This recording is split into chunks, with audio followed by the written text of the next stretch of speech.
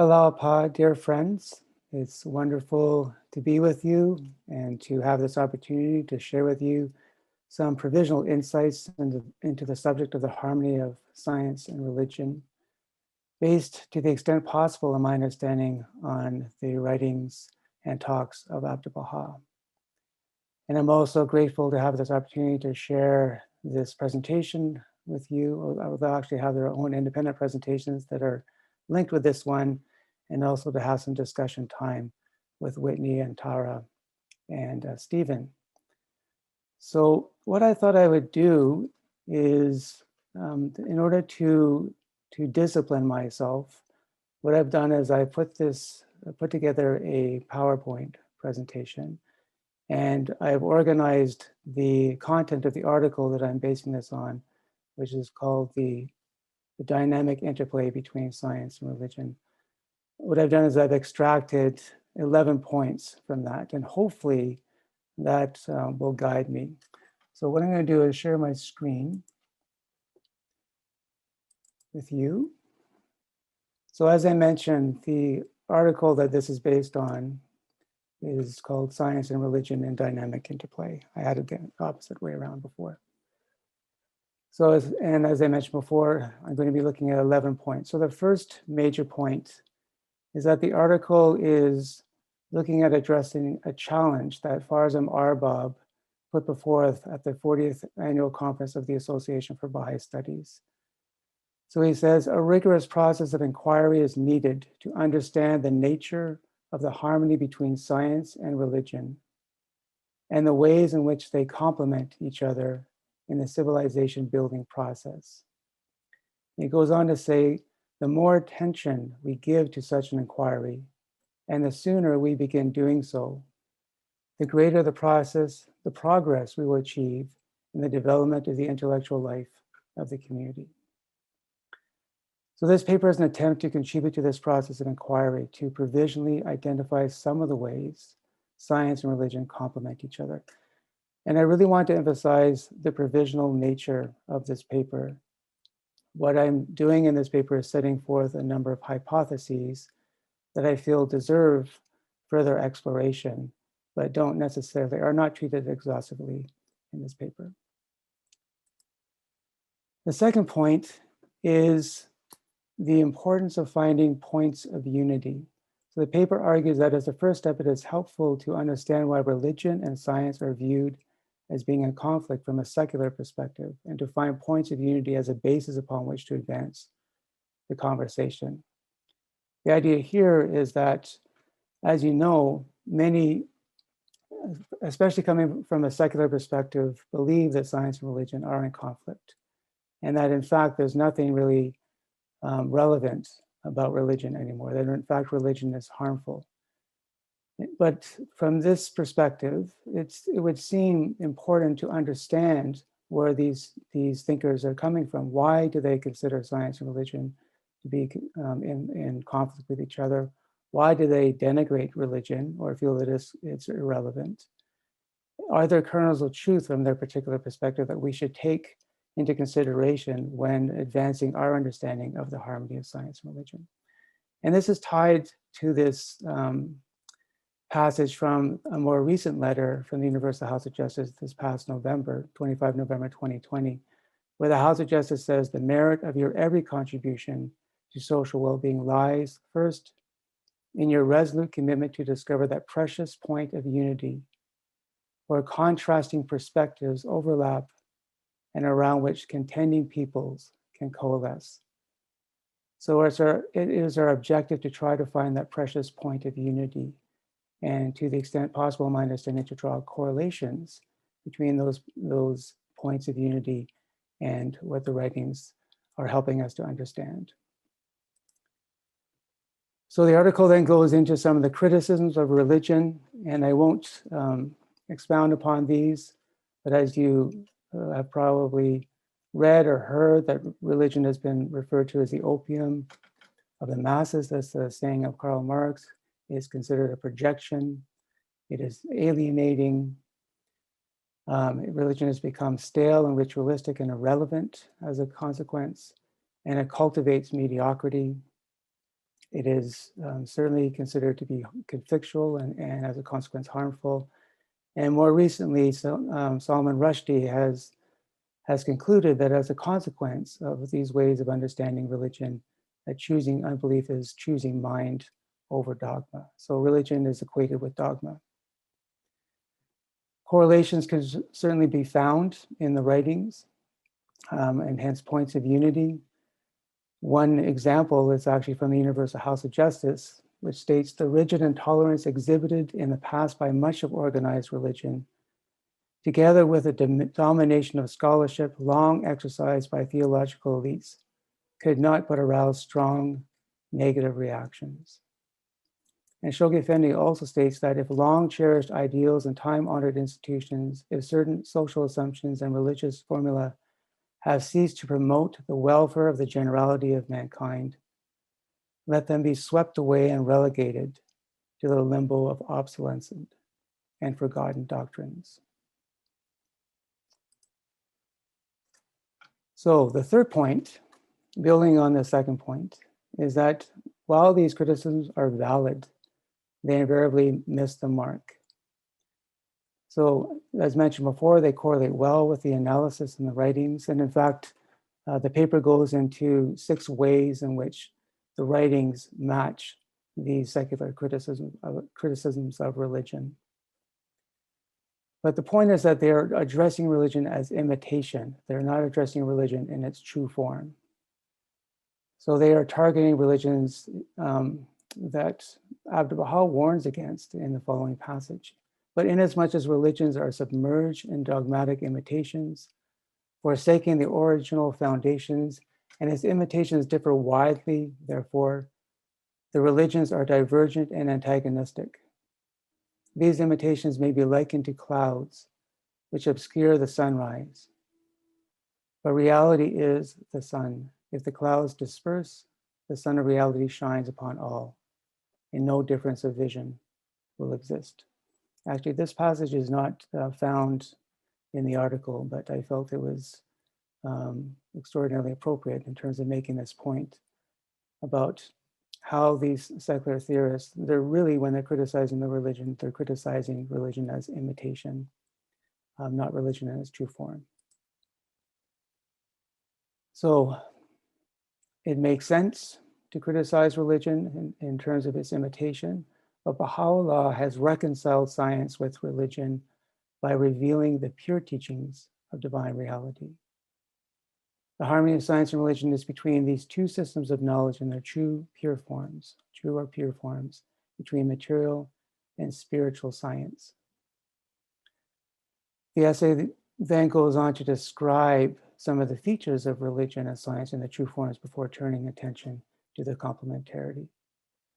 The idea, again, is that if we're going to talk about the harmony of science and religion, we have to be talking about the harmony of science and religion in their true forms, not relegating ourselves to a discussion of the harmony of science and religion when we're looking at religion as imitation. I should also point out that there are similarities with this analysis with the article on the harmony of science and religion that Paul Lample wrote, I think about 2 years before this article came out. So point 4 is to outline provisional descriptions of religion and science. I'm not going to go into this in any depth because of the time that I have available to me, but I would just read very quickly that by true religion, in my understanding, and there's more to it than this, I would imagine. As is mentioned before, these descriptions are not complete. But to think about true religion is to think about religion in terms of its twofold purpose, which is to liberate us from ignorance, is to establish peace and tranquility. True religion is a means to know our Creator, our inner being, to refine the attributes of God, to enable us to refine the attributes of God. It recognizes the twofold station of the manifestations of God, their unity and in their diversity, their distinct stations as well as their stations of unity. That there is in fact only one religion of God, that is progressive, and that, this is associated with the covenant of God, that covenant that God has made with humanity. There's the dual nature of progressive revelation itself, reaffirming certain eternal spiritual verities, shedding new light on those verities, but also providing us with the social teachings that are required. True religion also grows in capacity to translate the teachings into systematic action. This again comes from the article by Paul Lample. The idea that religion, true religion, is in a learning mode. It is striving to implement the teachings of the manifestation of God and reflecting on how those teachings are being implemented. And so they're engaging in this process of action, reflection, consultation, and study, as we'll talk about a little bit later on. And then in terms of science, there's much to the scientific enterprise. And I just felt that for this presentation, I would just refer to these two passages about the Bahá'í, where he says, science may be likened to a mirror wherein the infinite forms and images of existing things are revealed and reflected. And science is an effulgence of the sun of reality, the power of investigating and discovering the verities of the universe, and the means by which man finds a pathway to God. And engaging in this investigation, it combines empirical investigation and combines that with intuition, with various forms of reasoning, which I won't dwell on at this point. So again, it's with these two understandings, with this understanding of religion, with this understanding of science, that we can then think about the complementarity between science and religion. At least this is the proposal of the paper. The fifth point is that when we think about complementarity between science and religion, I believe it's helpful to think in terms of their dynamic interplay. This is the overarching theme of the paper. It says here that proposed that the complementary relationship between the two systems of knowledge and practice is one of unity and diversity, of mutual reinforcement and uplift, of mutual evolution and advancement. This is part of what it means for them to be in dynamic interplay with each other, that they are mutually reinforcing, that they are pursuing their own objectives, they have their own methods, for example. They have their own areas of concern, but at the same time, those areas are interdependent with each other, and they are mutually reinforcing, and they're in a state of unity, but this unity is given life by virtue of the fact that they're pursuing their respective arenas or in their diversity. This theme of dynamic interplay is related to the themes of dynamic coherence, dynamic interaction, organic unity, which is a common theme found in the writings of the faith. And we see it applied to the material and the spiritual, for example, worship and service, inner and outer being, the whole and the parts, crisis and victory, expansion, consolidation, and many other areas. So my main point here is that this is not necessarily a unique way of thinking about what complementarity looks like or what harmony looks like. We can see it addressed to or in consideration of other themes as well.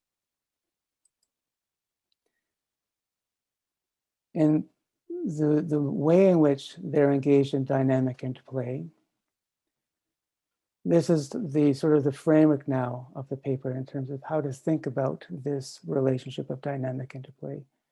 And it's a provisional approach.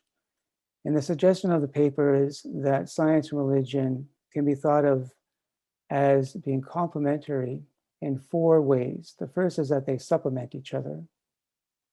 The second is that they correspond to each other.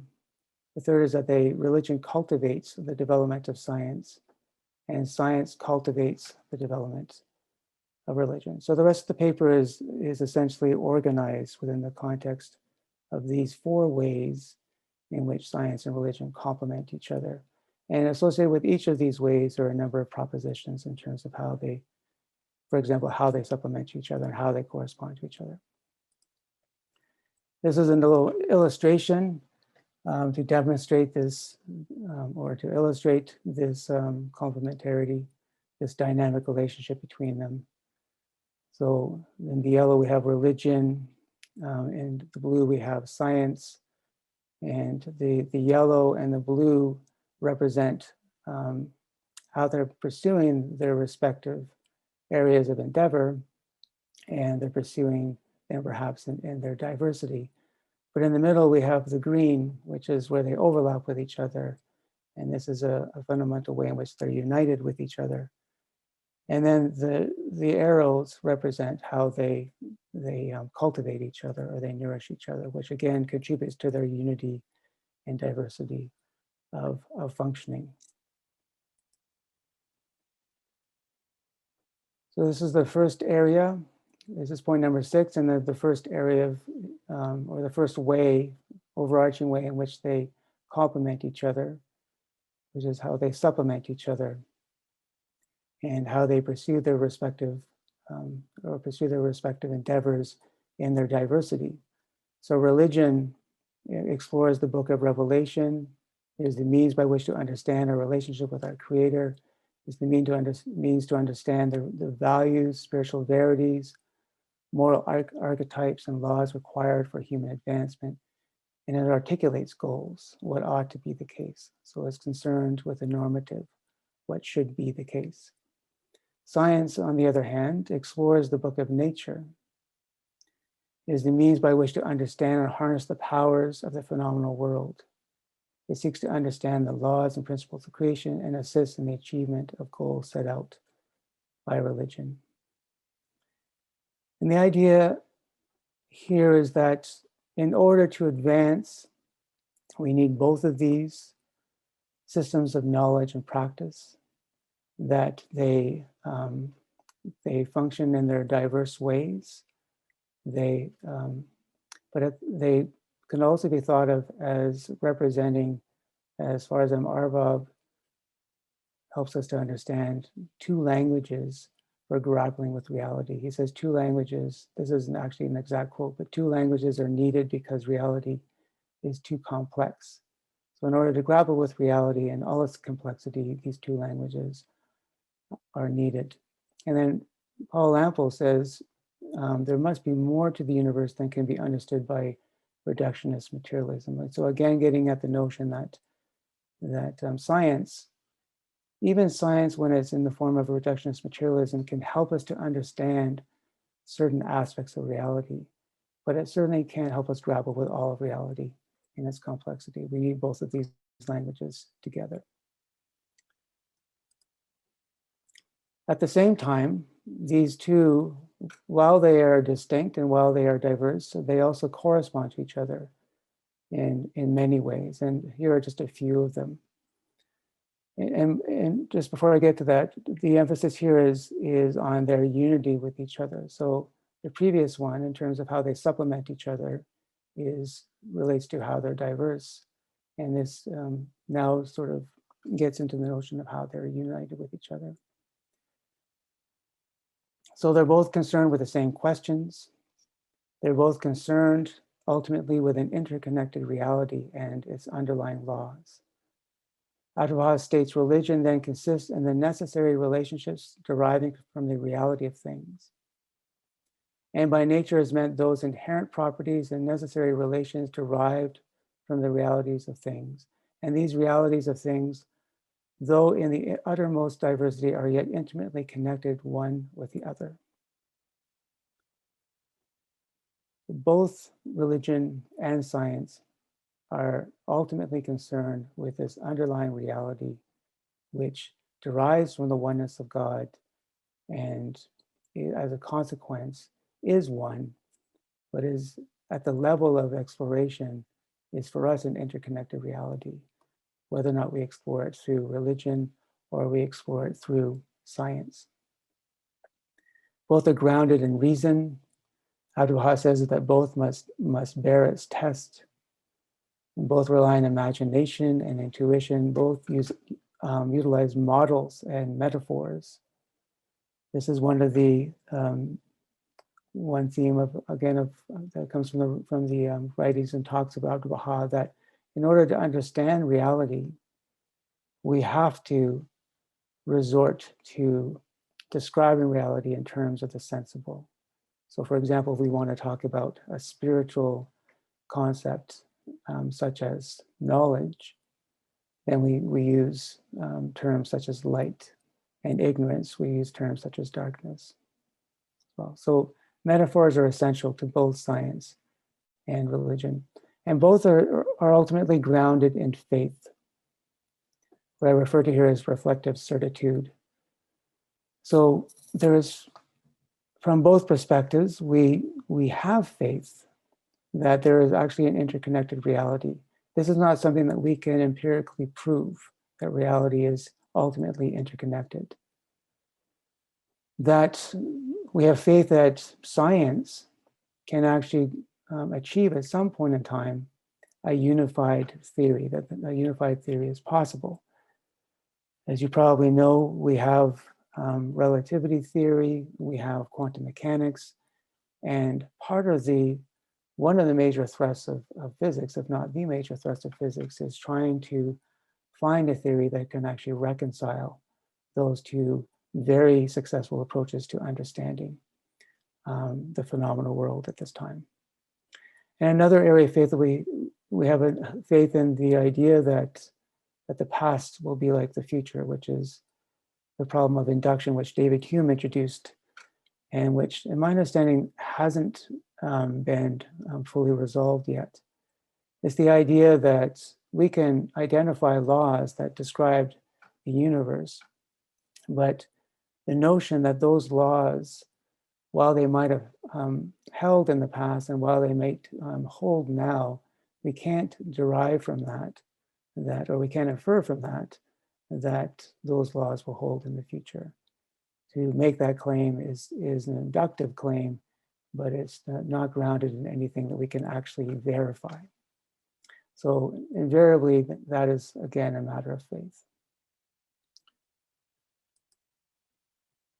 The eighth point refers to the third way in which science and religion complement each other, and that's how religion complements each other, and that's how religion cultivates the development of science.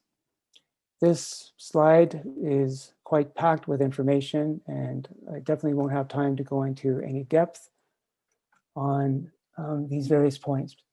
There are a number of ways which religion cultivates the development of science. So religion cultivating the development of science is one of the overarching ways in which science and religion are complementary, in my understanding. And then these are a number of ways in which religion does the cultivating. The first one is religion furnishes science with enabling ontological assumptions. This is a critical point. You probably have heard of the term theory latedness, and it's simply the notion that whenever we're reading reality, or whenever we're analyzing data, we have the tendency to do that by seeing that data through the lens of our particular assumptions. We can't necessarily see the data fully objectively, fully for what it is. We bring to it our particular worldviews. And that can have tremendous consequences. We can, for example, look at the behavior of women, say, in the beginning of the 20th century or the late 19th century. We can analyze many women as being neurotic.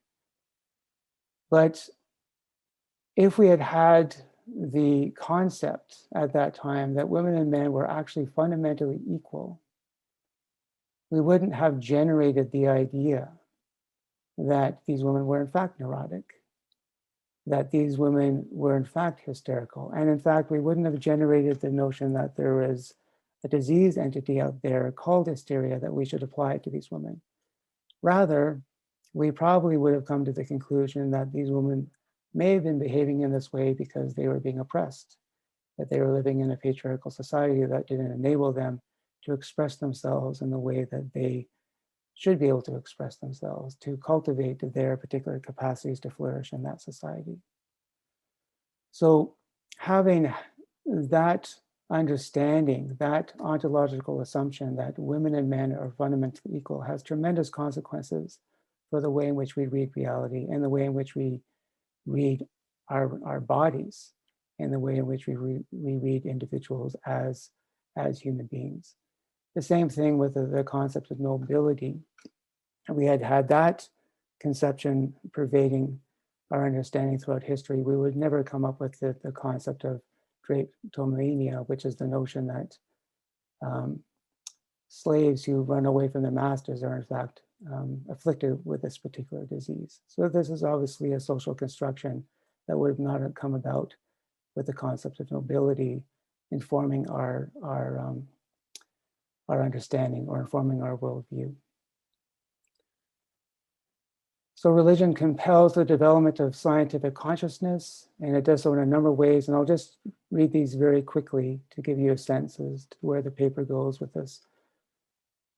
Religion does so by endowing us with a new eye, a new ear, a new heart, and a new mind, thus releasing the power of scientific investigation.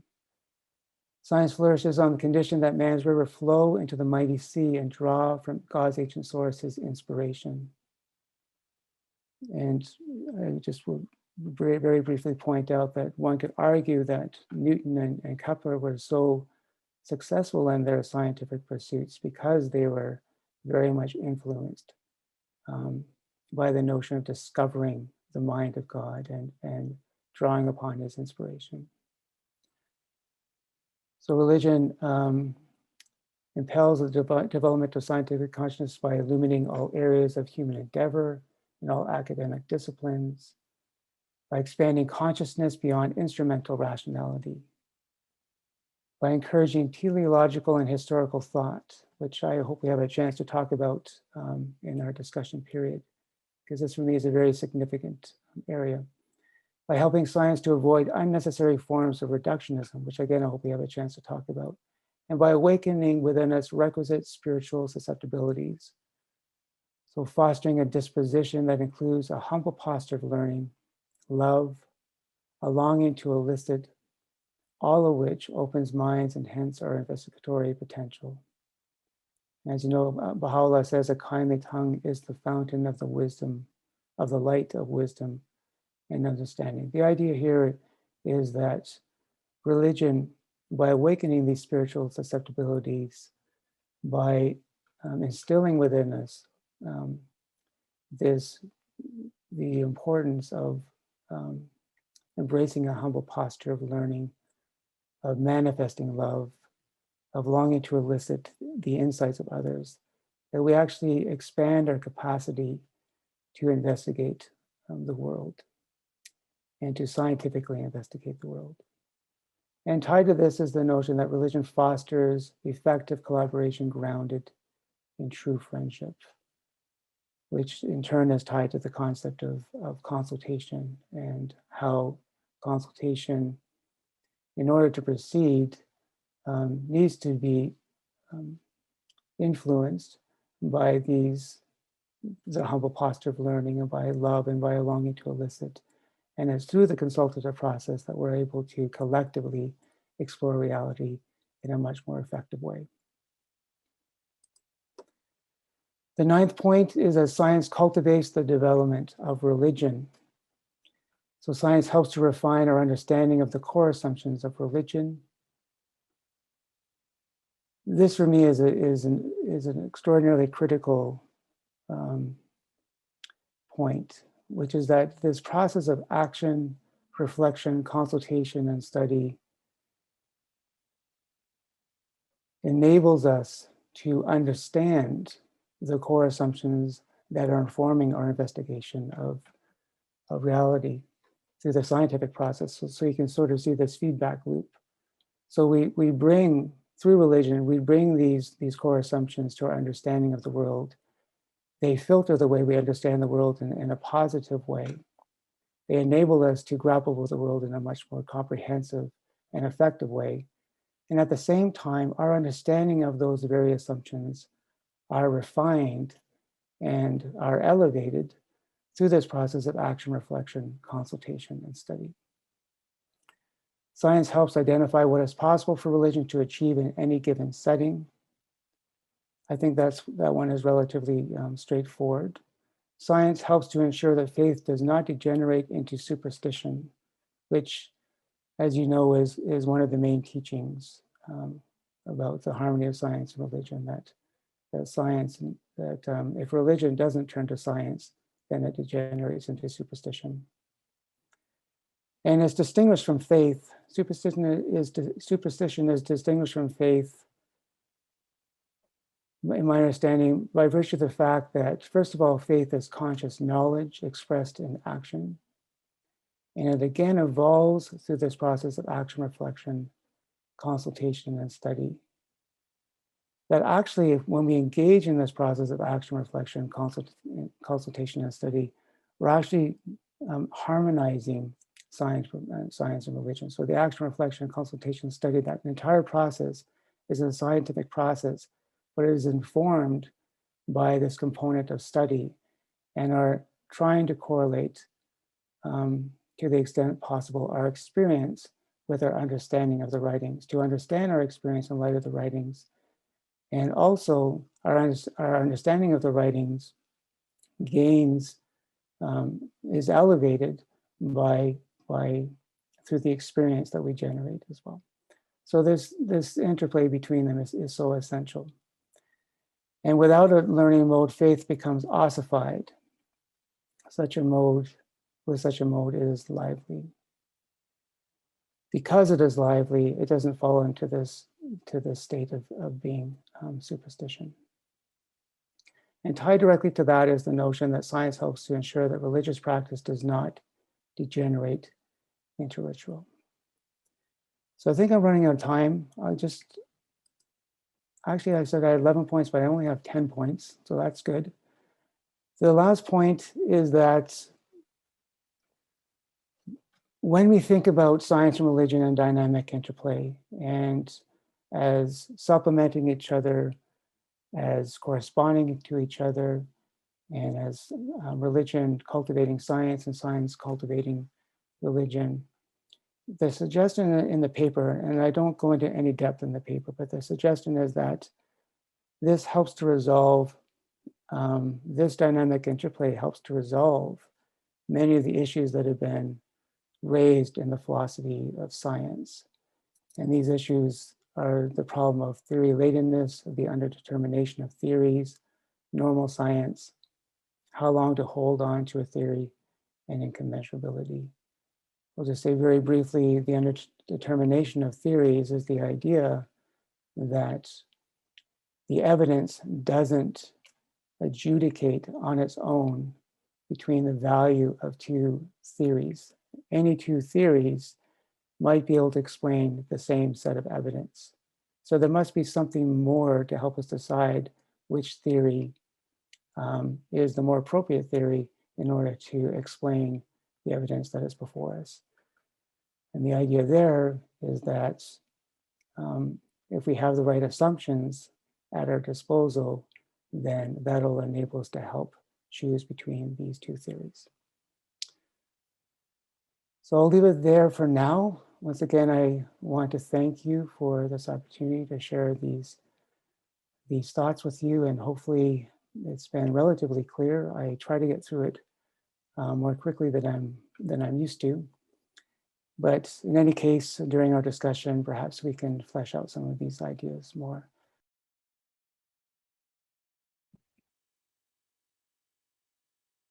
Okay, I just wanted to thank Todd so much for the opportunity to participate in this conversation and to share some thoughts with all of you.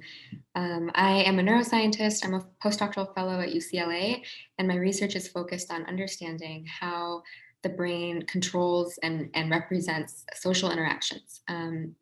So I'm hoping to share some thoughts and reflections with all of you about this idea from Todd's article about how religion can also cultivate science in addition to science cultivating religion. And I want to share some ideas about how a teleological framework from religion can help give context and shape our understanding of neuroscience and of human nature. And so I'll start by just defining this term teleology, which you may already be familiar with. teleology is actually a somewhat fancy word, but has a very simple definition. So that the idea of teleology is that it's an explanation of phenomena in terms of the purpose they serve rather than of the cause by which they arrive. And it's ultimately this philosophical idea or doctrine of design and purpose in the material world. So teleology is not something that is well accepted within science. It's not, scientists don't like to talk about physical processes or even grand, processes like evolution, for example, as being teleological or as having some kind of design or purpose in the world, because then the question becomes who designed it and what is the purpose, and it starts to beg questions about, like, is there a creator and whatnot, and these are things that scientists don't like to grapple with very often, and so science as a whole sort of shies away from teleological discussions, but I think they're actually quite important in helping us frame and give context to scientific findings, and so I just want to be able to frame some ideas from neuroscience within this teleological framework. And so in order to do that, I just first want to briefly mention two forms of teleology that we find in the Baha'i writings within Baha'i framework, which are not necessarily well accepted in academic circles. So the first one, and just to preface this, there's a lot we could say about both of these, but in the interest of time, I'm going to keep it short and simple. The first one is biological teleology. So this usually refers to evolution. This is the process of evolution that enables the emergence of man and the human spirit. So according to Baha'i framework or Baha'i belief, the explicit purpose of evolution, as created by God, was to give rise to the human being. So this is a teleological idea that there is a purpose and a direction to evolution, which of course this is not well accepted by scientists, most scientists. The other form of teleology that we find within the Baha'i writings is historical teleology. So this is, now that we have human beings and we have civilization, and we can, think not only of evolution as being teleological, but also history being teleological. So this is the process of social, cultural, and spiritual evolution that enables humanity to move successively from one stage of development to the next, and ultimately towards the goal of divine civilization for which we have been created.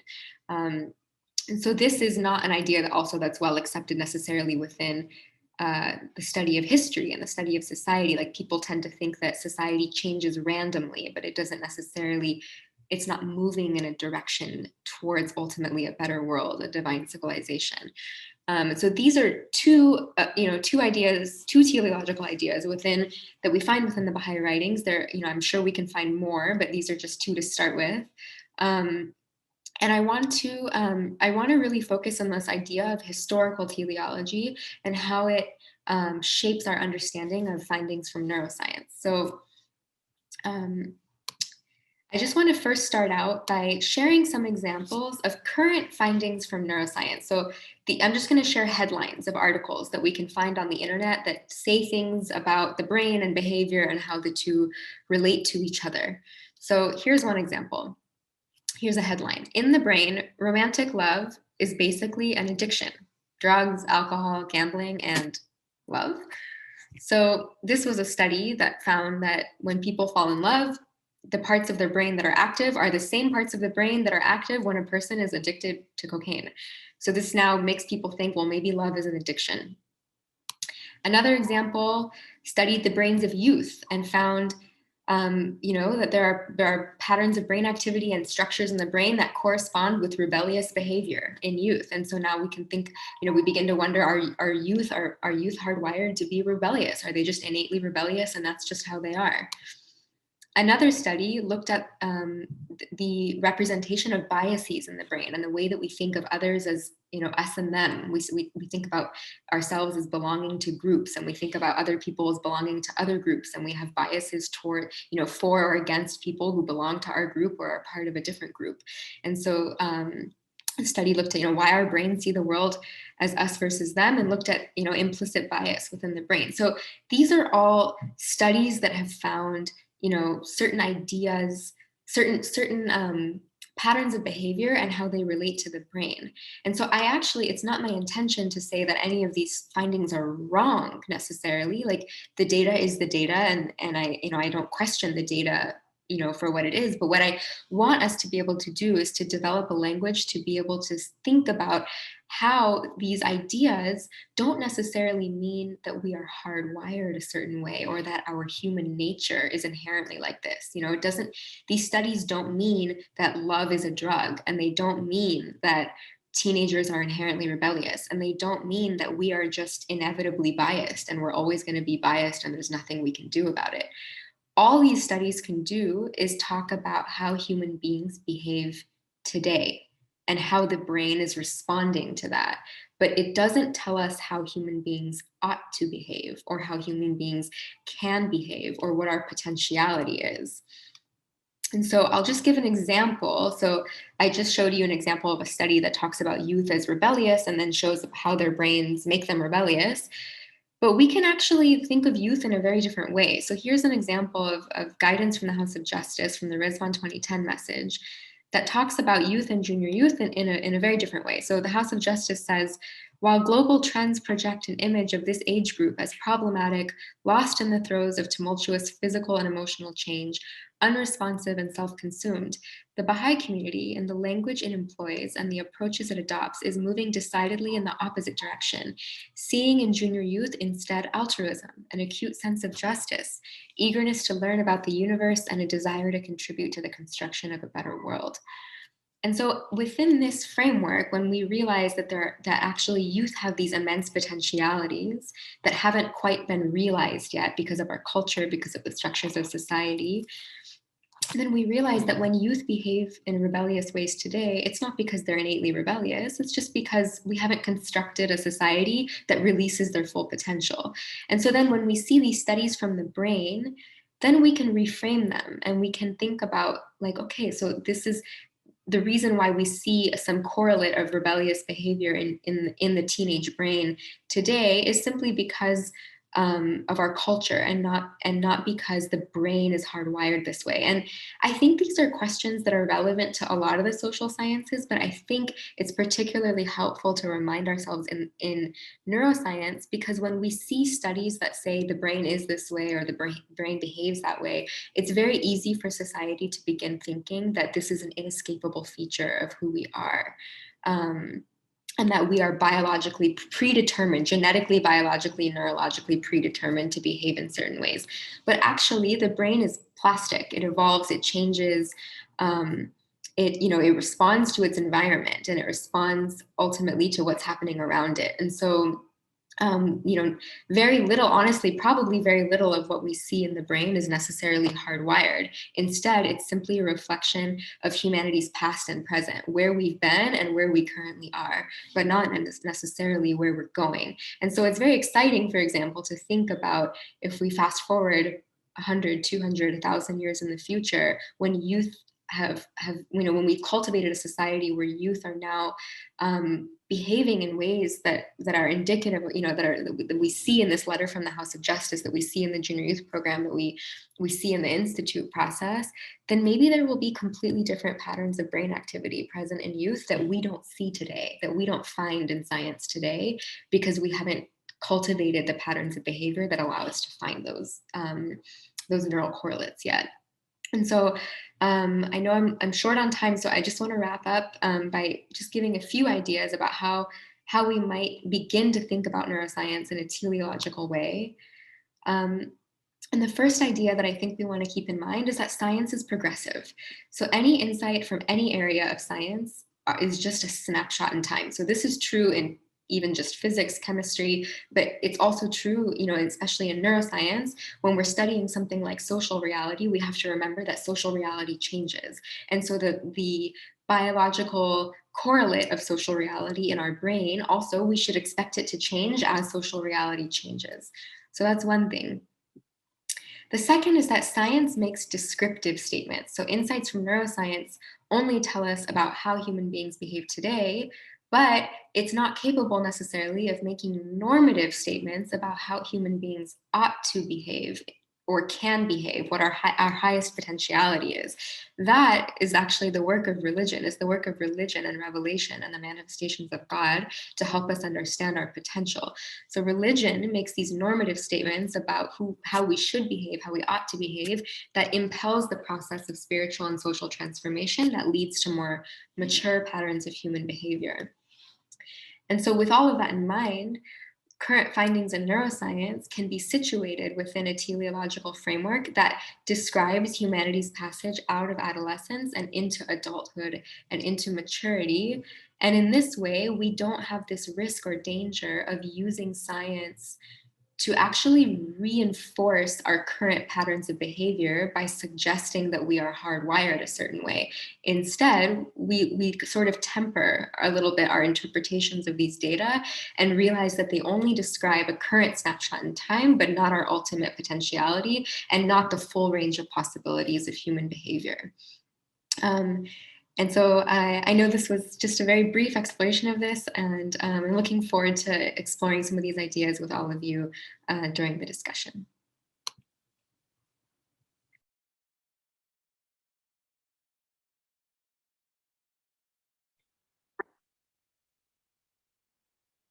Well, I want to thank Todd Smith for inviting me to reflect on his excellent 2019 paper, Science and Religion in Dynamic Interplay.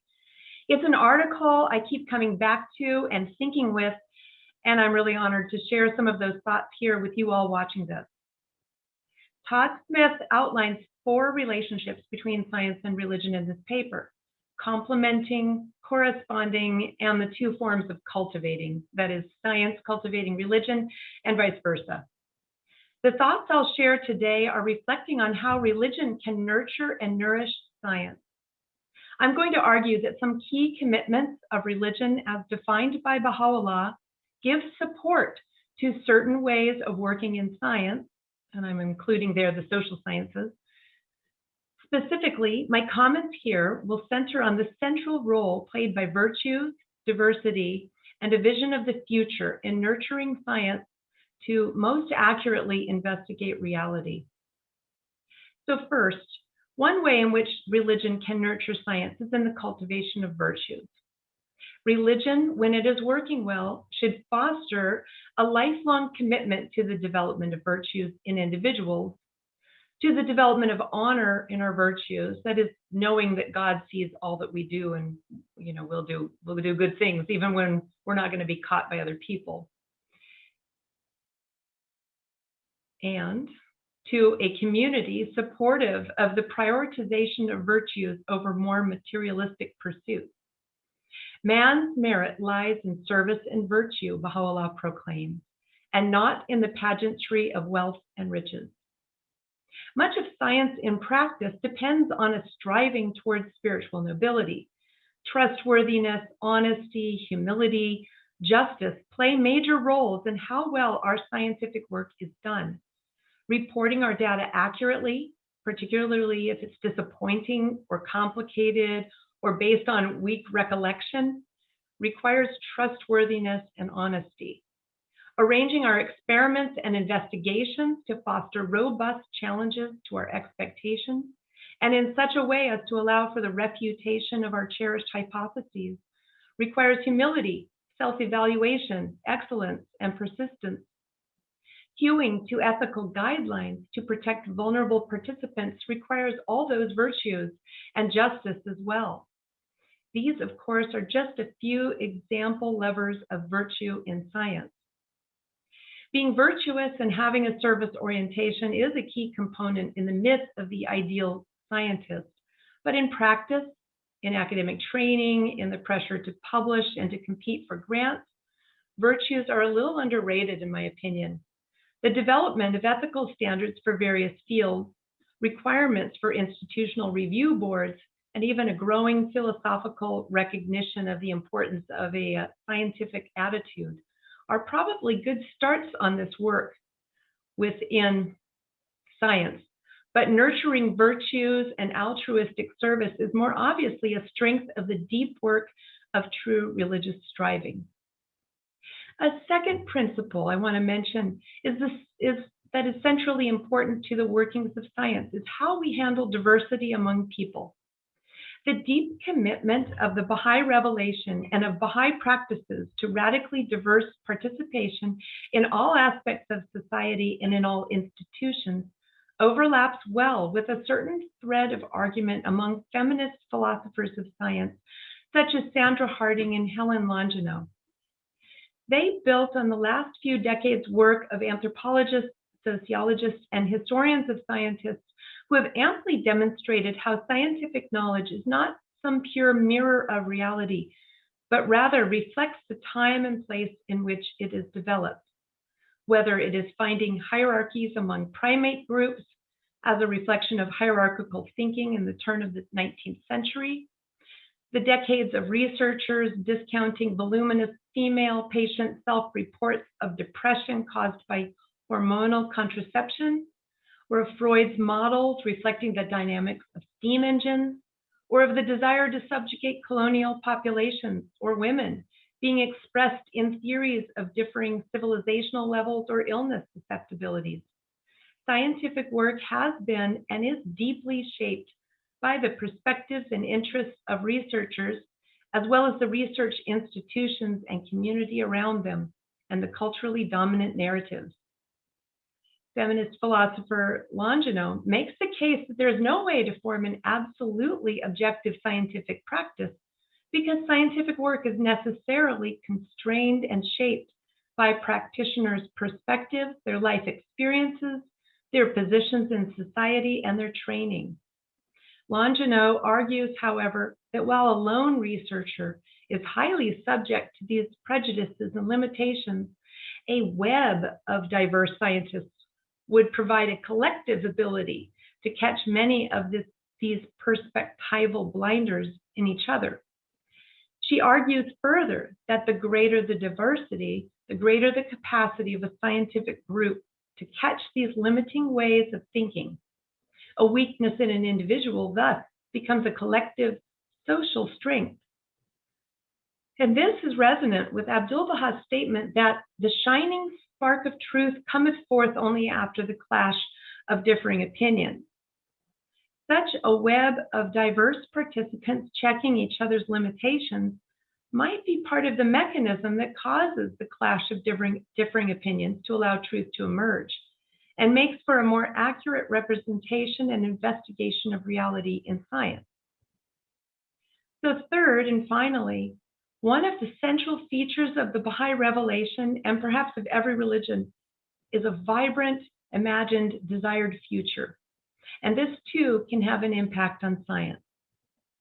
The Baha'i vision of the future, which many of you in this audience already know well, includes the elimination of racism, the establishment of equality among women and men, the emergence of an enduring global peace, the extension of excellent education to all children worldwide, the protection and care of the environment with the recognition that it is a shared resource, the recognition of the Baha'i revelation as the divine remedy for our ailing world, and the privileging of virtue and service above more materialistic evaluations of human worth, among many, many other dimensions.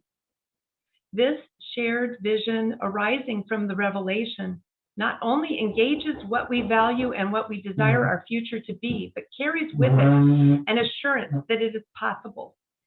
This complex vision of a possible, desirable future no doubt affects us as scholars and scientists when we choose what to study, not only for our initial training, but for the research programs we choose to pursue. Todd's paper argues that past, clearly erroneous research programs in eugenics and hysteria would likely have died out much earlier in their sordid history, if only they had had the direct influence of Baha'u'llah's revelation impacting them. I want to propose that equally important is the vivifying of investigations into this collectively imagined beautiful future. When we imagine under the guidance of the revelation this potential future and its specific dimensions, we are drawn towards asking the scientific questions about, for example, what are and how to achieve the steps needed to implement these multi-generational goals, or what precisely might be meant by certain descriptions in our writings as we see them in practice. Facile initial understandings of what equality or justice or climate protection or education might mean are inadequate to get us to this future. And whole academic subdisciplines are making much progress understanding the complex interrelationships of factors that play into these issues. Baha'i scholars, which are all of us attempting to apply the revelation to reality, are invigorating questions of what might be the range of spiritual nobility and how might it best be fostered.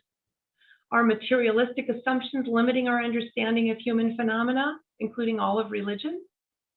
What is the potential nobility of humans as individuals and as communities?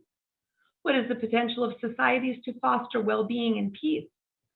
What are our responsibilities to people who are vulnerable, whether in our own local community or in countries or kinds of places we consider remote from us? These questions are fundamentally moral questions engaged with primary values, but which require extensive research, scientific research, to fully understand the history, current condition, mechanisms, and potentials embedded within them. Laying them out as urgent, desirable, and ultimately feasible issues will shape the direction of science. Baha'u'llah's revelation, Baha'is understand as the creative word, as a force generating new creations in our world, support for virtues and a service orientation, the weaving of diverse webs of participants, and the laying out of a beautiful vision of the future with claims that it is feasible. All of these features exemplify how the implementation and the practice of Baha'u'llah's revelation may nurture the capacity of science to reach greater accuracy in its investigation of reality.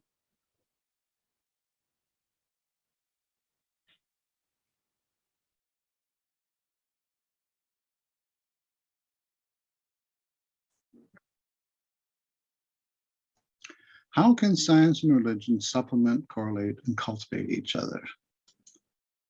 This is the topic of Todd Smith's article, Science, Religion, and Dynamic Interplay.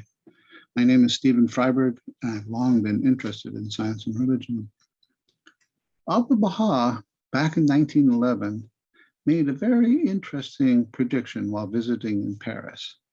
He said, when religion, shorn of its superstitions, traditions, and unintelligent dogmas, shows its conformity with science, then there will be a great unifying cleansing force in the world. We need a great unifying cleansing force in the world today. The modern study of the relationship of science and religion began back in the 1960s. The launch point was Ian Barber's book, Issues in Science and Religion, a very influential book published in 1966. The Baha'is were not far behind. Bill Hatcher published Science and Religion and World Order in 1969. I got involved in the game about 20 years ago or so. Kourosh Mahanian and I wrote this article describing how religion and the teachings of the Baha'i faith on evolution were in conformity with each other. Recently, there's been a series of 4 important articles on the intellectual life of the Baha'i community and the harmony of science and religion in the Journal of Baha'i Studies. I want to talk about 3 of those articles. Paul Lampel's article on the harmony and pursuit of harmony, Dr. Arbab's article on inquiry into the harmony, and then Todd Smith's article on science, religion, and dynamic interplay. Some comments. These 3 articles effectively are a set. The first 2 provide a framework and some examples of the kinds of approaches that are helpful for more thoroughly exploring the topic of the harmony of science and religion and for developing discourse. And the third responds to the first 2 and provides concrete examples of how further developments might be effectively carried out.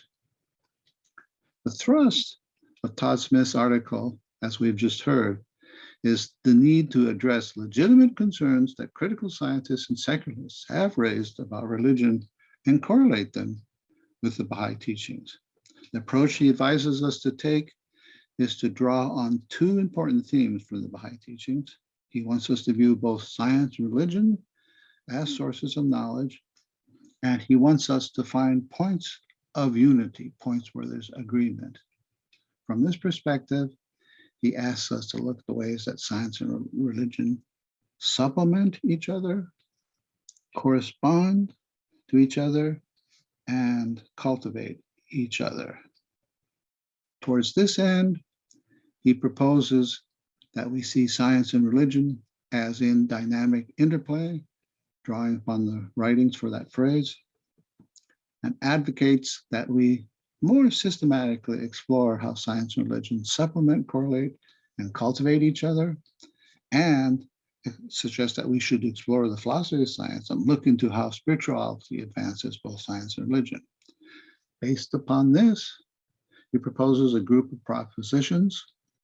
Science and religion supplement each other. Science and religion correspond to each other. Religion cultivates development of science. Science cultivates development of religion. If we explore these propositions, do they hold up? And what sub-propositions support them? I would say that this is very important. This paper and its predecessors give us a way to think about science and religion from a Baha'i perspective that is unique and potentially a contributor to discourse around the world. I'd say 4 points apply. First of all, Smith's paper and these other papers provide an example of systematic thinking and investigation necessary if we are to make contributions to the ongoing world-embracing dialogue of science and religion. Second, they identify several important topics and urge us to explore and develop them, working together. Third, he urges us to consider the dynamic interplay of science and religion.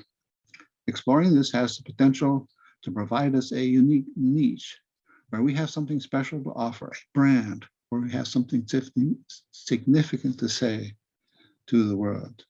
And finally, starts a new and important phase in the development of the understanding of the unique aspects of the Baha'i teachings with respect to the harmony of science and religion. We should, I believe, respond to and follow up on the findings in the proposed development process urged on us by this paper as two predecessors. Some actions we can take, just to give some ideas that we might follow up. We can work with like-minded people to develop papers, articles, special journal issues, conferences, discussion groups, study groups, and blogs, or attend courses like the upcoming Wilmette Institute Science, Religion, and the Baha'i Faith course, starting on August 26th. We can participate in discourse by becoming involved in local, regional, national, or international organizations. We could subscribe to Saigon. We could subscribe to Theology and Science, or we could subscribe to other academic journals on science and religion. We can watch YouTube, and we can consider having a sub-journal in the Association for Baha'i Studies on the harmony of science and religion. I'd like to conclude by saying that the three articles that I've discussed here set the stage for a purposeful and systematic exploration of the harmony of science and religion and related themes in the Baha'i writings, and in the growing discourse on science and religion around the world. Let us support these articles and these authors by thought, investigation, and methodical engagement in the development of discourse about the harmony of science and religion. Thank you very much.